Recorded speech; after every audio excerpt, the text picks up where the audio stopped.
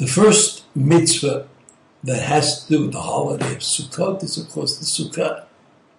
A Sukkah is a flimsy structure that consists of walls and a roof. The roof is made of schach, and the walls are usually made of some kind of temporary material. It could be more permanent sometime. And that sukkah becomes the focus of our attention, or the focus of our living during the days of Sukkot. Now, it's important to recognize the fact, assuming that you built a sukkah and that the sukkah is halachically acceptable. Remember, this is a great change that happened every place in the world. When I was a child, it was inconceivable for most people to build their own sukkah. And today, I think it's inconceivable for many, many people not to build their own sukkah. So in modern history, we sukkah builders have certainly been fortunate. So this sukkah that we built for ourselves, with walls and schach as a roof, that sukkah becomes the focus of our living attention during the week of Sukkot.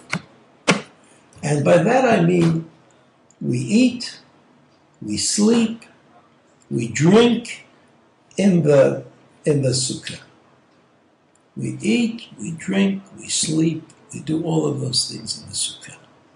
It's true that there are certain exclusions. If it's very cold, or if a person doesn't feel well, or if he feels a bit ill, maybe he doesn't have to sleep in the sukkah, every night. But in theory, the sukkah becomes our home away from home.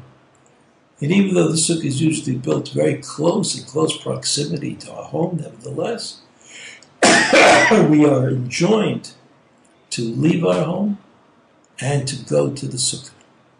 Now, every time we do something in the sukkah which is seen as being like a permanent event, we make a bracha l'shev b'sukkah. And usually that event is connected to eating. Because when you sit down to eat, well, if you go to sleep in the sukkah, we don't know. Maybe you'll feel cold, maybe you'll feel badly, maybe you'll get up, maybe you'll leave. So we don't make a bracha. But when you sit down to eat in the sukkah, that's another matter. Eating in the sukkah, nobody's going to leave in the middle. The minhag in Yerushalayim, although it's not clear and obvious for all the poskim, but the minhag in Yerushalayim is that even mizonot, if you go into somebody's sukkah, he offers you a piece of cake, you make the bracha l'shev b'sukkah. You make the bracha that says, I am about to do the mitzvah of Yeshiva b'sukkah. Because Yeshiva b'sukkah is not just I happen to walk by and I see this opportunity to sit in the shade. That's not l'shev b'sukkah. L'shev b'sukkah means that I have the opportunity to sit permanently in the sukkah. And what makes the sitting permanent is generally eating food on the day of Sukkot.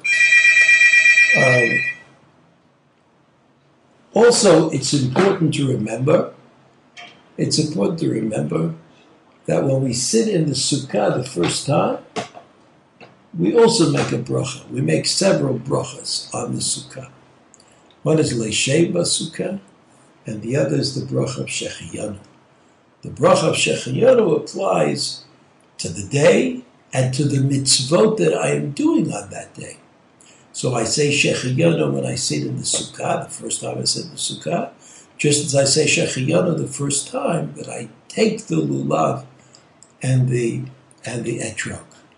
So the first halacha that we have to know about Sukkot is that the sukkah is mandatory. Every meal should be eaten in the sukkah. Everybody who has the option should sleep in the sukkah, although there are clearly exclusions and exceptions. But generally, when you go into a sukkah and you're going to eat something that deserves the bracha, bari minei mizonot, that is considered to be a permanent sitting in the sukkah, and you make the bracha asher tirishav mitzvotav tzivanu l'shev b'sukkah.